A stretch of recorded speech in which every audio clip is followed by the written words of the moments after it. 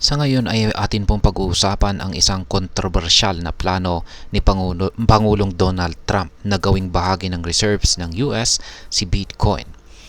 Ito ay isang malaking balita, hindi lang sa US kundi pati na rin sa ibang bahagi ng mundo, gaya ng China, kung saan ay binigyan ng spotlight ng mga pangunahing media outlets ang balitang ito. Sa kabila po ng mahigpit na crypto regulations ng China, tila may interest pa rin ang mga media, yan yung kanilang media, na subaybayan ang galaw ni Bitcoin sa Amerika. Bakit kaya ganito ang reaksyon ng China sa plano ng US? Ano ang epekto nito sa pandaigdigang crypto market?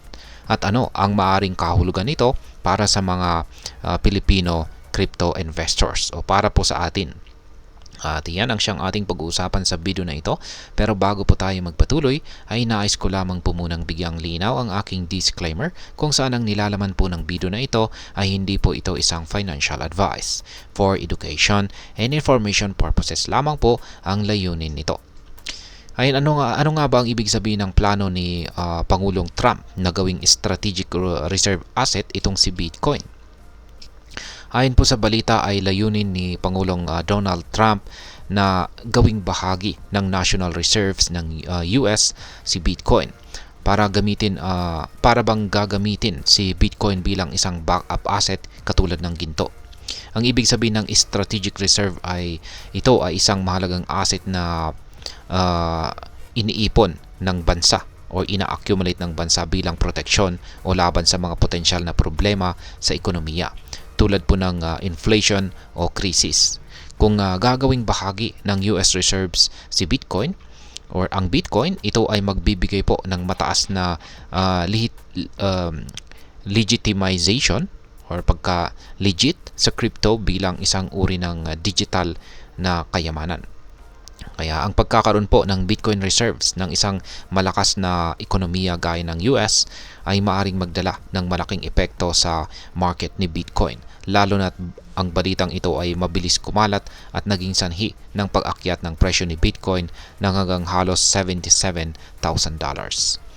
Ngayon ay bakit naman po pinapansin ng Chinese media lalo na mayroong ban ang China sa crypto? Kahit na bawal ang crypto trading sa China, crypto trading at maging mining sa bansang China, ay may interest pa rin ang media doon na sundan ang balitang ito. Ayon po sa China Central TV, CCTV, tinitignan ng ilang investors sa China ang posibilidad na mag-pivot o magbago ang China sa kanilang crypto policies. Sinabi po ng ilang eksperto na kung magiging matagumpay ang plano ng US na mag-accumulate or mag-hold ng Bitcoin, maaaring ito ang mag-udyok sa China na muling pag-aralan ang kanilang mahigpit na pulisiya sa crypto. Bagaman kasalukuyang ipinagbabawal ang crypto sa China, may mga ulat na 55% pa rin ng global mining power ng Bitcoin ay nagmumula po sa China. Ibig sabihin ay may mga paraan na natutuklasan ang mga tao sa China upang makapag-operate sa crypto sa kabila ng mahigpit na regulasyon ng kanilang gobyerno. Ang mga bagong balita na maaring pag-aralan po muli ng China ay ang kanilang mga batas tungkol sa anti-money laundering.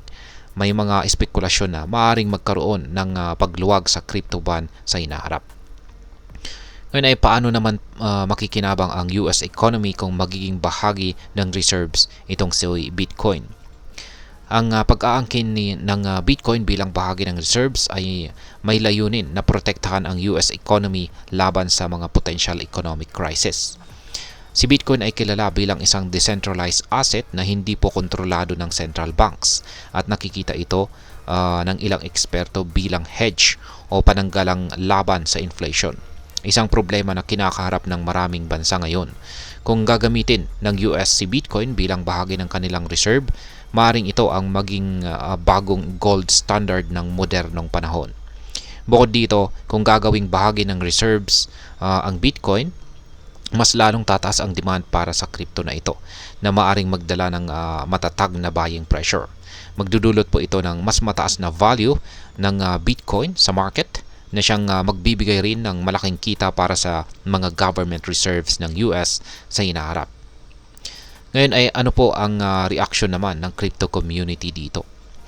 Ang crypto community ay tila positibo ang reaksyon sa balitang ito. Marami po ang naniniwala na ang pagbibigay ng pansin ni Pangulong Trump sa Bitcoin ay isang magandang hakbang upang ilagay si Bitcoin sa mas malawak na pandaigdigang eksena. Tinawag po ng ilang crypto enthusiasts si Pangulong Trump bilang ultimate crypto hype man. Yan ang tindi. Dahil sa kanyang mga pangako na gawing sentro ng crypto industry ang US. Sa kabilang banda ay may iba ring nagsasabing dapat maging maingat lalo na't hindi patiyak kung maipapasa ang ganitong klaseng batas o plano. Ngayon ay ano naman po ang epekto ng balitang ito para sa atin, para po sa ating mga Filipino crypto investors or traders. Bilang isang Pinoy crypto investor, ang balitang ito ay isang magandang senyales. Ipinapakita nito na kahit sa mga malalaking bansa tulad po ng US, nagiging mas seryoso ang pagtingin kay Bitcoin at iba pang crypto assets bilang bahagi ng national reserves. Kung magpapatuloy ang ganitong trend, maaring asahan na magiging mas matatag ang value ni Bitcoin at hindi na ito basta-basta bumabagsak dahil sa mga negatibong balita. Sa ganitong paraan, ang mga Pilipino na nag-i-invest kay Bitcoin ay maaring makinabang sa mas mataas na presyo nito sa hinaharap. Bukod dito, ang posibilidad na magkaroon ng malawakang adoption ni Bitcoin bilang isang safe asset ay makakatulong po upang mas maging mainstream ang crypto dito sa Pilipinas. Kung titingnan ang current regulations ng Pilipinas, may openness naman ang Bangko Sentral sa paggamit ng cryptocurrencies. Kaya't maaring mas madali sa mga Pinoy investors na pumasok sa crypto industry. Ngayon ay ano naman po ang aking masasabi tungkol dito?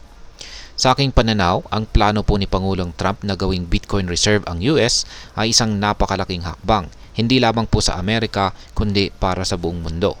Ang ideyang gamitin si Bitcoin bilang bahagi ng national reserves ay nagpapakita po na ang mga bansa ay nagiging mas receptive sa digital currencies bilang isang matatag na asset.